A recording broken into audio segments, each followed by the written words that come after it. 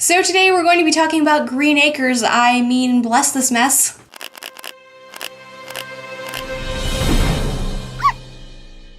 Hello everyone, my name is Rachel and I review everything. So last Tuesday I watched ABC's latest comedy, Bless This Mess. That's really hard for me to say, I feel like I'm lisping all over the place. Which stars Shepard and Lake Bell. My hopes weren't very high for this one, but I decided to give it a try regardless. Before we get into all of my thoughts though, just a quick reminder that if you like this video, please consider hitting that subscribe button and turning on notifications. That way you'll never miss any of my other reviews. I talk about all kinds of shows and movies, new and old, so I hope you'll stick around. But with that being said, let's jump on into this one. Alright, so Mike and Rio are newlyweds who have decided to leave their fast-paced lives behind in New York and set out for what they think will be a more relaxed environment in rural Nebraska. Mike's Aunt Maggie, who recently passed away, has left the couple a beautiful farmhouse, but when they get there, they notice that the place needs a little work, to say the least. Going into this, I was pretty much convinced that this was just going to be a Green Acres ripoff and nothing else. And you know, the similarities, they are quite obvious.